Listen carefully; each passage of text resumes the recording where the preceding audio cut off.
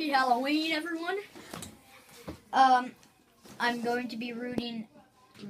What's rooting? Out of Social Studies book, The Growth of the Modern Nation, Pioneers in the Plains, Lesson 2. Please pay attention. This is going to be a very educational, maybe a long video. Thank you.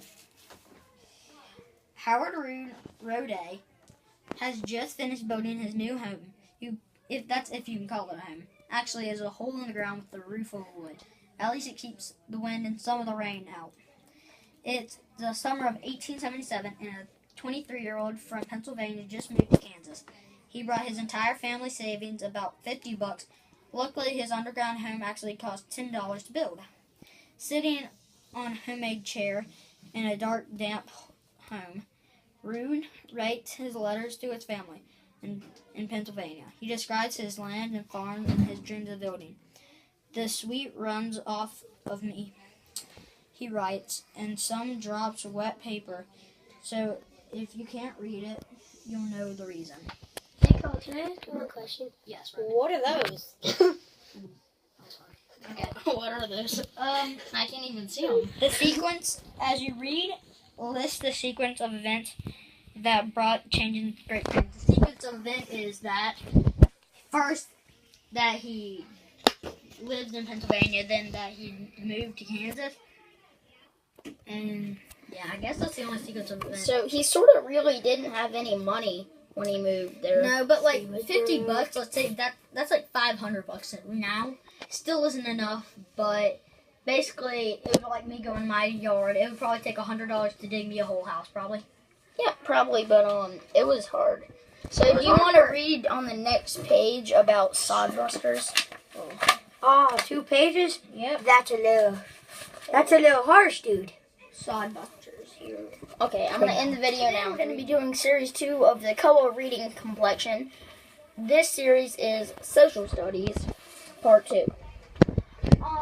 Now we are going to be reading Not Living in the Plains. You're going to be reading A New World. Flip to page 188 in your notebook, please. 188. Oh, and and today we're reading that. Today our special is Read with Koa, but Reading officially you can read with Koa any day. That's a special, guys. Okay. What was it like to be an immigrant to arrive in the big American city? In the late 1800s or early 1900s, for many it was like stepping into a different world. Immigrants often came in small farming villages.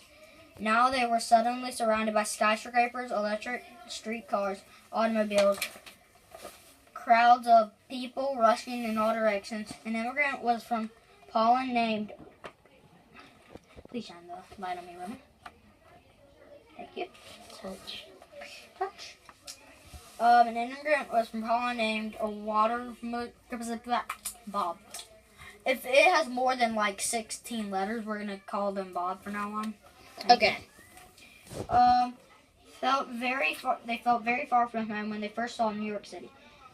I was in the New World, he said. Like most recent arrivals, Bob, because it was more than like 16,000 letters.